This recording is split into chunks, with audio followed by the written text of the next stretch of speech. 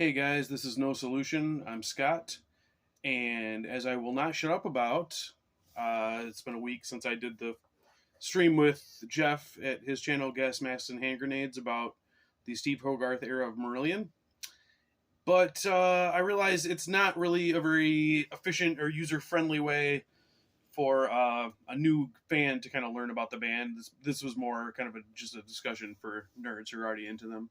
So I thought, having done all that preparation and ranking the albums and everything, that I would just do like a bite size what I think you should listen to from the Steve Hogarth era of Marillion if you're looking to get into them.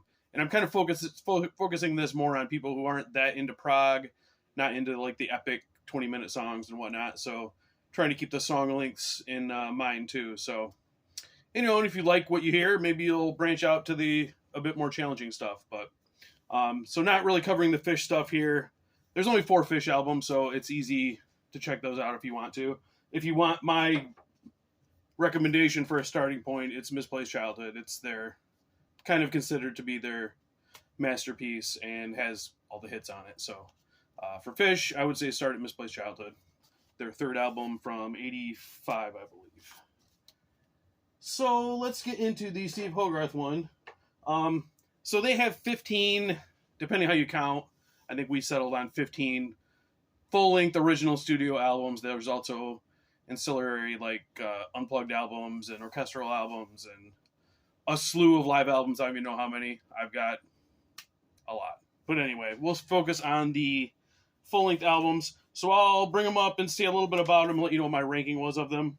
So I'd say if you're starting out, starting at the beginning is a really good idea for the Steve Hogarth era. So this is their album Season's End from 1989.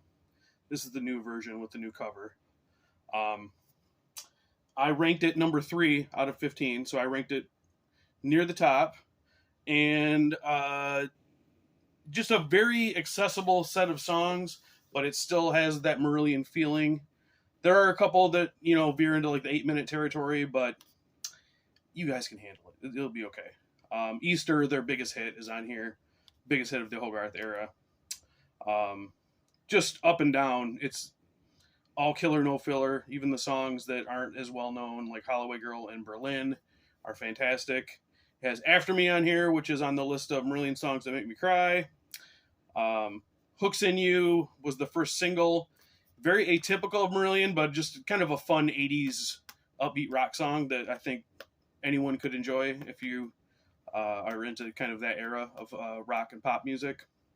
And then The Space is the kind of epic closer with just a soaring refrain at the end that you won't be able to get out of your head. So I would say start at Season's End, 1989, the first album with Steve Hogarth. All right, we'll kind of go in order of how I ranked them. So as you'll see, I'm skipping a bunch of the ones I ranked higher because I just don't think that a new listener would really get into them or get much out of them. And, if you're trying to get into a band, to have to listen to an album 5 times to kind of get where it's coming from, I don't think that's going to really inspire you to keep going. So we went next with what I ranked number 5, Anoraknophobia. This came out in 2001. This is their first independent release that was funded by the fans. The fans pre-ordered it before it was recorded. We had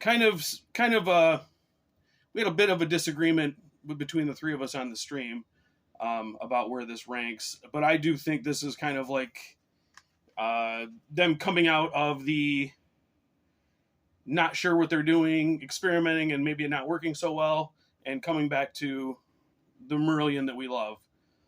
So 8 tracks on here. It is a long album. It's about an hour.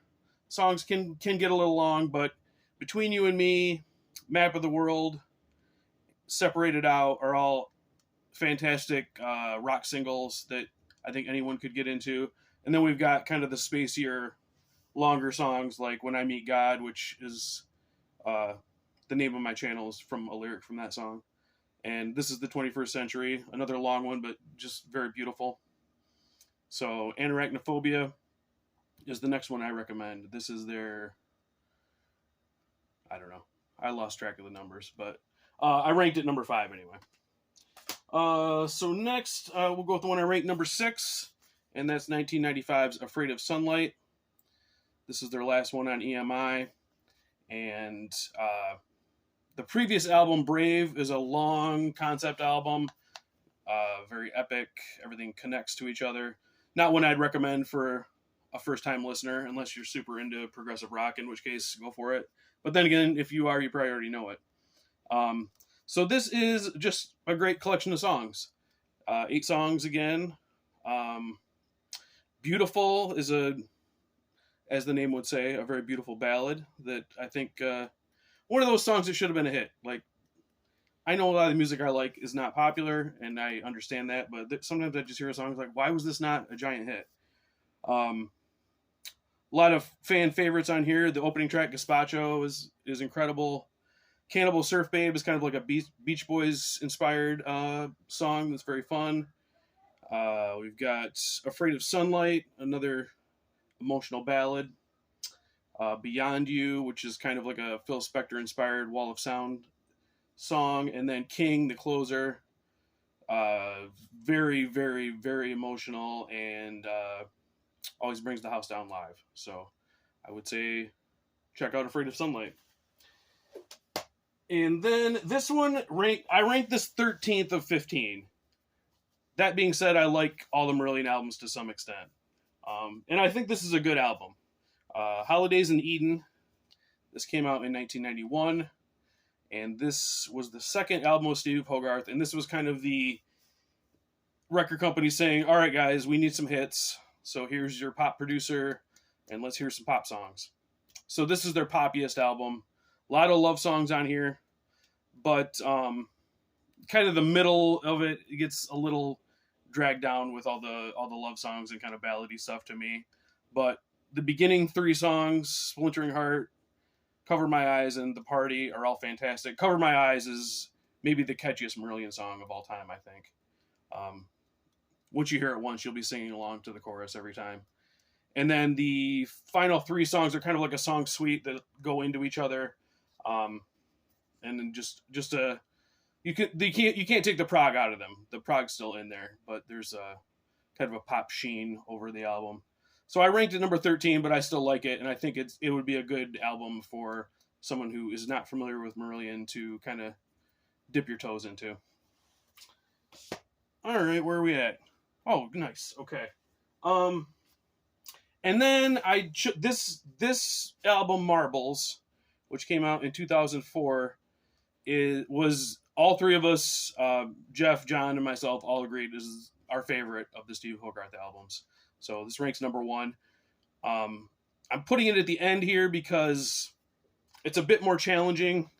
The opening song is 15 minutes, The Invisible Man, and kind of takes a while to get going.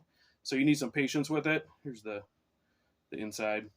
I think this is officially a 2-disc album everywhere now. When it first came out, the retail version was only 1 disc and cut out a bunch of songs, but I think the reissue has all the songs on it. So if you have a choice, definitely get the 2-disc version. So yeah, The Invisible Man starts things out. Again, you're going to have to hang in there. You're going to kind of have to get into the vibe of it. But then Genie, the next song, which is not on the single disc version, which I don't understand why, because that's another song that, to me, should have been a top 40 hit. And then I'm just going to read off the songs because they're all friggin' amazing. But in the challenging end, disc 1 ends with Ocean Cloud, which is 18 minutes. Fantastic song, but you got to be in there for the 18 minutes. And then the closer of the entire album is Neverland, which I think anyone could get into even at its length, but it is over 10 minutes. So if you're feeling a little more adventurous, you can start at what a lot of us think is the best Marillion album of Steve Hogarth's era, which is Marbles. If you don't feel like you're ready for that, and this is a 2-disc album, so the whole thing is over hour to 40 minutes or something like that. But otherwise, check out Holidays in Eden, Afraid of Sunlight, Anoraknophobia, and Season's End, and I'll leave a list of them below. They're on all the YouTubes and the Spotify's and all that stuff, so they'll be easy to check out if you feel like you want to. All right, guys. Thanks for listening to me ramble about Marillion again. I guess that's it for this one. So thank you for watching. And as always, CM Punk is a piss baby. Later.